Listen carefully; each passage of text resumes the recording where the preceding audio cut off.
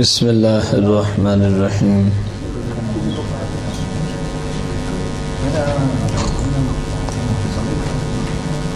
مولاي صلی وسلم دائما ابدا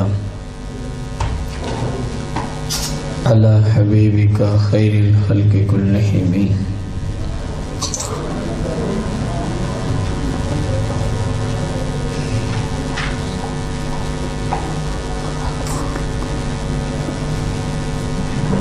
جو عمل ریاکاری سے پاک ہو مالک کریم اس پر دگنا ثواب عطا فرماتا ہے۔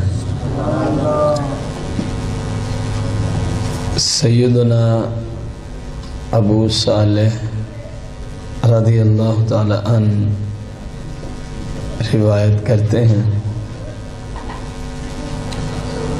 ایک دن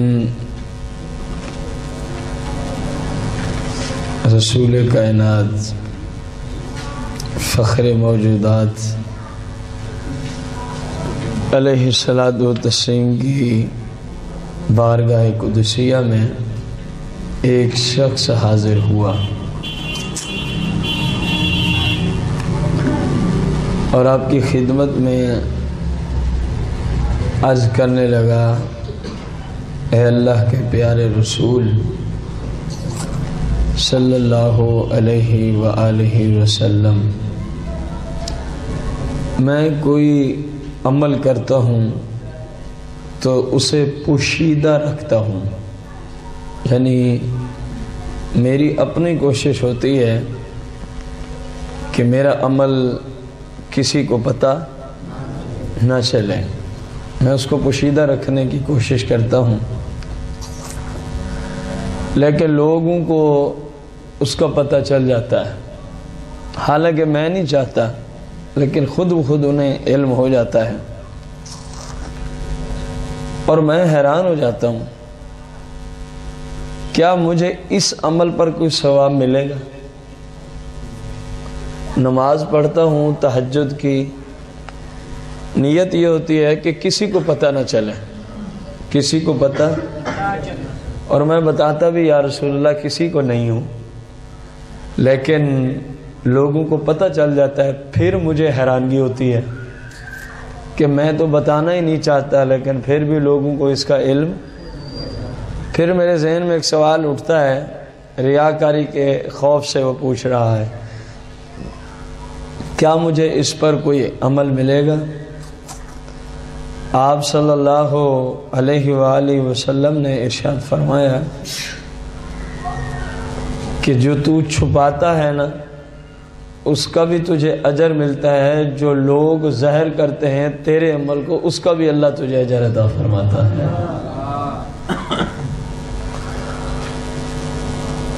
مصنف کتاب رضی اللہ تعالیٰ عنہ ارشاد فرماتے ہیں کہ اس حدیث کا مطلب یہ ہے، جو اس کے عمل پر عمل پیرا ہوا اور اس نے اس کے عمل پر عمل بھی کیا تو اس کے لیے دگنا اجر ہوتا ہے۔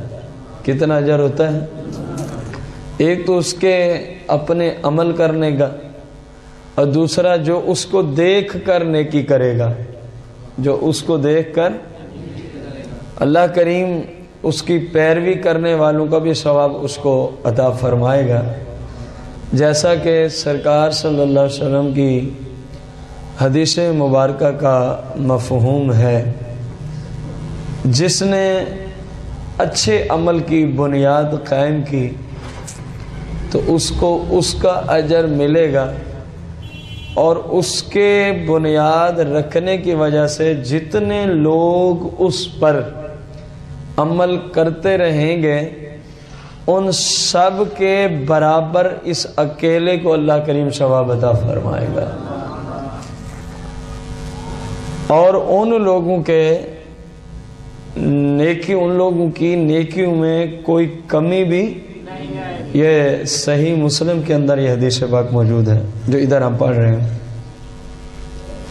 مثال کے طور پر ایک عالم دین نے لوگوں کو سود کی مذمت پہ درس حدیث دیا اور کہا کہ جیسا کہ صحیح میں حدیث مبارکہ موجود ہے، سرکار صلی اللہ تعالی علیہ وسلم نے فرمایا،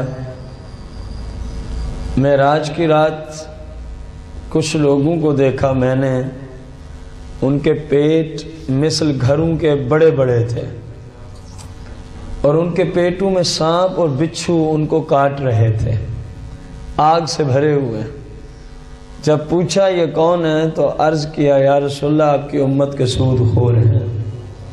اسی طرح صحیح میں سے ابن ماجہ میں یہ حدیث مبارکہ موجود، سرکار صلی اللہ علیہ وسلم نے فرمایا کہ سود کے 1 درہم کا لین دین کتنا؟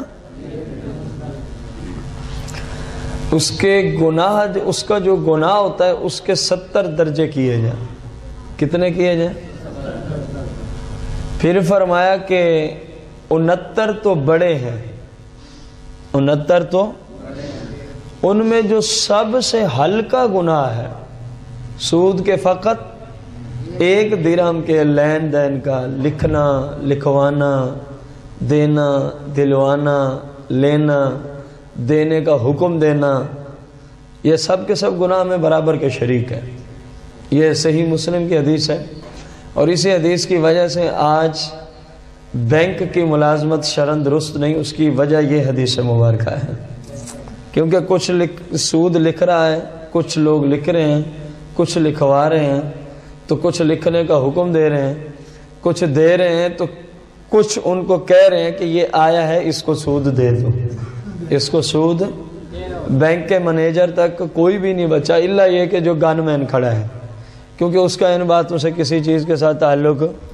اسی طرح جو ان کا اگر کوئی ایسا اور شعبہ ہے جس میں سود لکھنے، لکھوانے، دینے، دلوانے میں اس بندے کا کوئی تعلق نہیں ہے، تو اس بندے کے لیے پھر نوکری حلال ہوگی، اس بندے کے لیے نوکری کیا ہوگی؟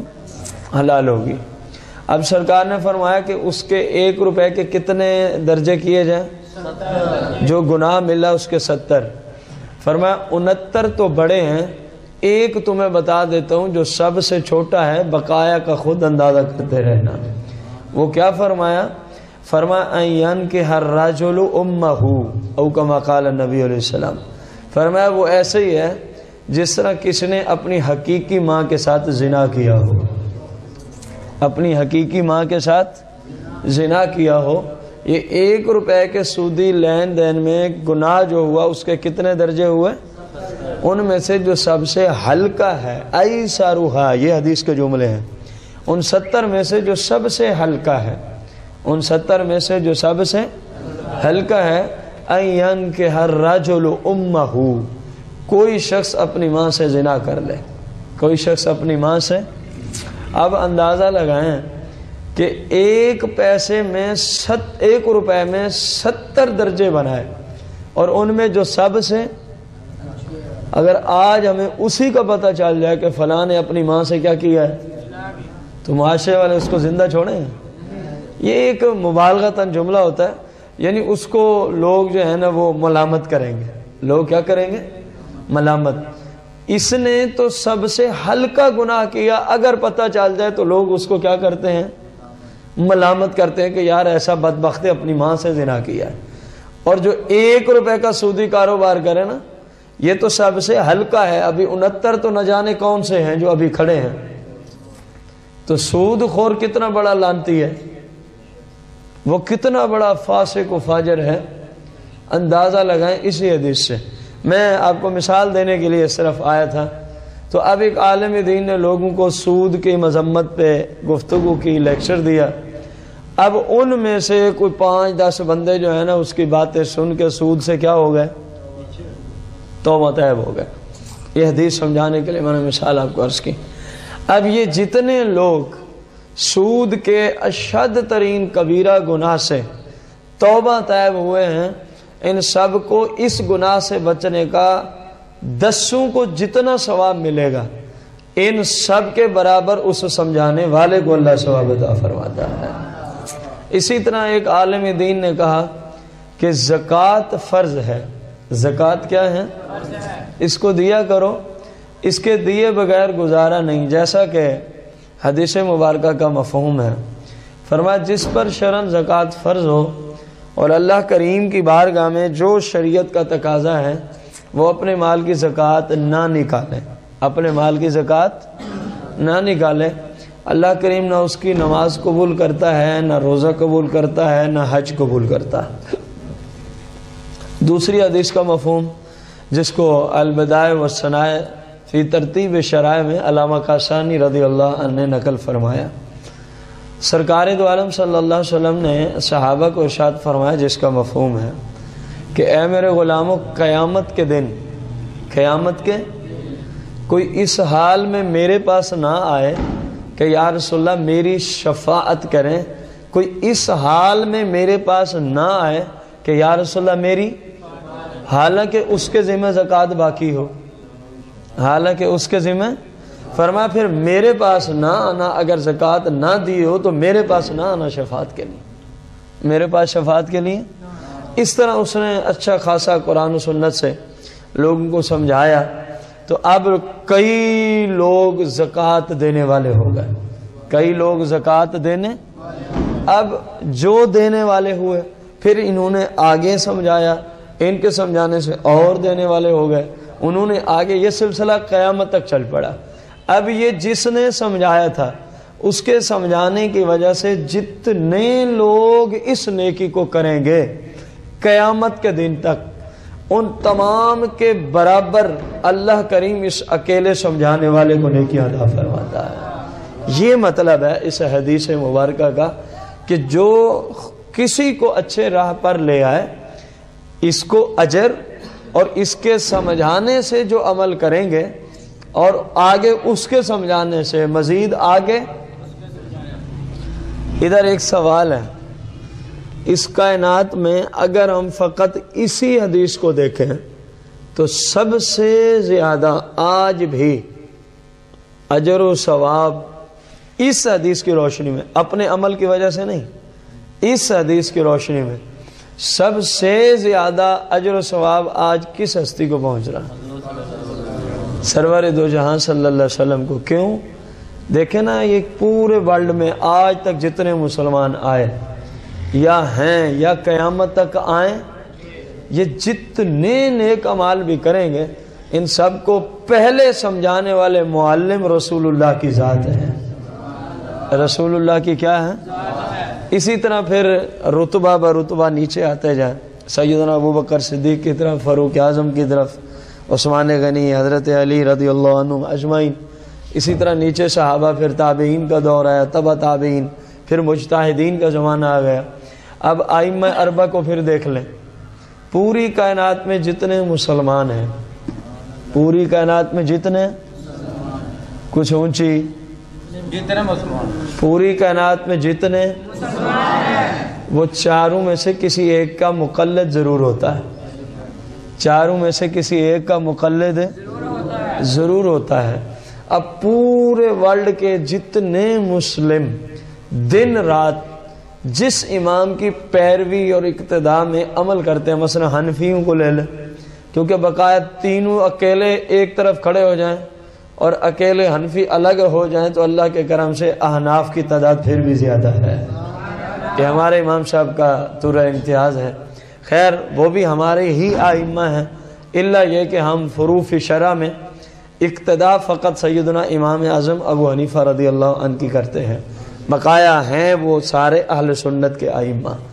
اب جس امام کی جتنی لوگ پیروی کرنے والے ہیں ان سب کی نیکیوں کے برابر اللہ کریم اس امام کی مزار مبارک میں جہاں وہ مدفون ہے وہاں روزانہ نیکیاں بھیج دیتا ہے. اب اندازہ لگائیں آپ اس بات کا، میں نے چند مثالیں اس لیے دی تاکہ آپ کے اندر بھی کوئی ملکہ پیدا ہو. اگر آپ کے سمجھانے کی وجہ سے، اگر آپ کے سمجھانے کی وجہ سے کوئی شخص کسی نیکی کے کام پر آ جائے تو اس کا ثواب آپ کو بھی، پھر وہ آگے کسی کو سمجھائے گا، اس کے سمجھانے سے کوئی آ گیا تو اب ان دونوں کا ثواب آپ کو بھی. اس نے آگے یوں 1000 افراد تک معاملہ آپ کی تبلیغ کا پہنچا تو 1000 کو اس عمل کی وجہ سے من حیث مجموع جتنا اجر و ثواب ملے گا کتنوں کو؟ آپ زندہ ہیں تب بھی، آپ دنیا سے چلے گئے ہیں ان 1000 کے برابر اللہ کریم آپ کو ثواب عطا فرما دے گا۔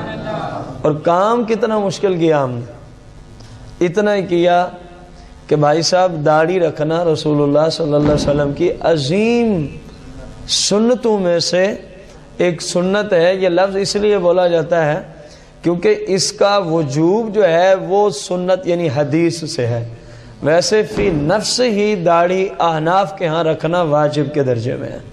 کس درجے میں ہے؟ اور داڑھی بھی وہ جو شریعت کے مطابق پوری ہو، اپنی مرضی سے کترانے والی خشخشی داڑھی یا معاذ اللہ ثم معاذ اللہ۔ اس وقت جو ایک نیا رسول اللہ صلی اللہ علیہ وسلم کی توہین کا نظام مرزائیوں نے اور عیسائیوں نے نکالا، انہوں نے تو اس لیے یہ نظام شروع کیا کیونکہ وہ تو ہمیشہ سرکار صلی اللہ علیہ وسلم کی معاذ اللہ کیا کرنے میں تلے ہوئے ہیں؟ گستاخی اور توہین کرنے میں تلے ہوئے ہیں۔ نام نہاد مسلمان جو اپنے آپ کو سنی بلکہ عاشق رسول تک کہنے سے نہیں تھکتے، ان کی شکلیں بھی ان جیسی آج کل دیکھی جا رہی ہیں، خصوصاً نوجوان طبقہ میں۔ ادھر سے لے کر ادھر تک ساری داڑھی کو ختم کرا دیا، صرف تھوڑی پر، کہاں؟ اور وہ بھی مشین والی، وہ بھی مشین والی داڑھی، کسی نے کینچی والی رکھ لی۔ تو یہ رسول اللہ صلی اللہ علیہ وسلم کی سنت کی توہین ہے کہ نہیں ہے؟ جو سرکار کی سنت کی توہین ہے حقیقت میں وہ رسول اللہ کی توہین ہے کہ نہیں ہے؟